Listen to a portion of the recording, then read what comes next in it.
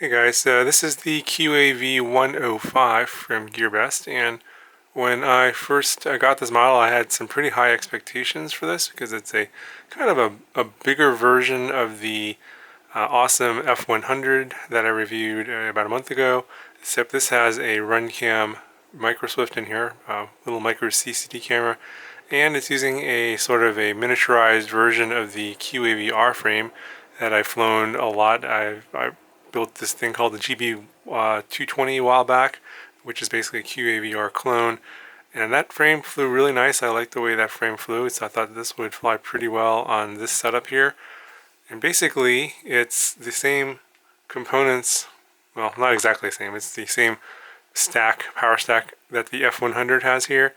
So you can see, if I can both in the frame, they have the same 10 amp 4-in-1 ESC plus the Omnibus F3 flight controller with the video transmitter. Those are both the same in both of these models. I think these are both made by the same company.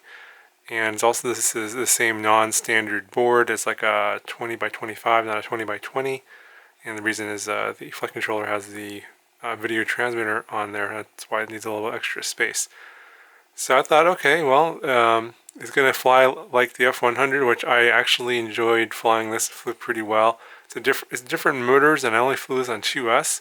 It's got the 1103 70 800 kV motors. Those motors are pretty good, and I only flew it on 2S with the JST.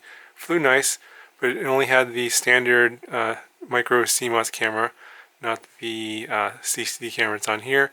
And you only got 2-inch props on this one, and this one comes with 2.4-inch props. So I thought, okay, it's got bigger motors. By the way, the motors are 1105 7000 kV. So you got bigger motors, bigger props, better camera. So I'm thinking, oh, well, it's got the same electronics as the F100, but a lot of bigger other bigger items here like the camera and the motors and props don't necessarily mean that it's actually better. And so I actually ended up having some kind of weird issues with this when I first got it. It was giving me flips of death, so I tried raising the digital idle speed, lowering the battery voltage. I still got the flips of death.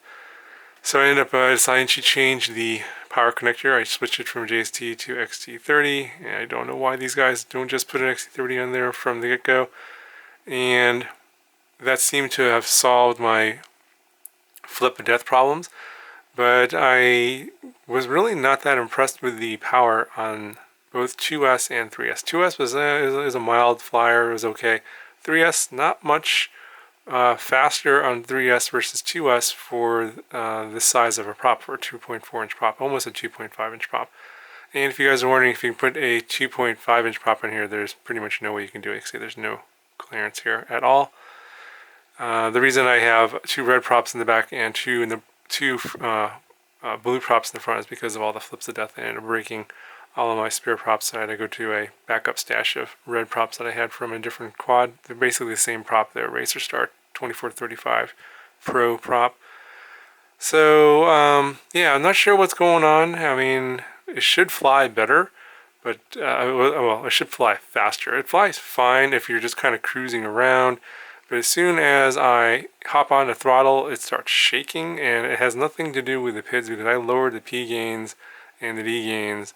And that didn't seem to have solved the problem. So it's not, I don't think it has anything to do with the tune. I think something's actually up with this particular batch I think it's the ESCs. Something's up with these ESCs. I think that there's probably a defect or something in them. I'm hoping it's just my particular model.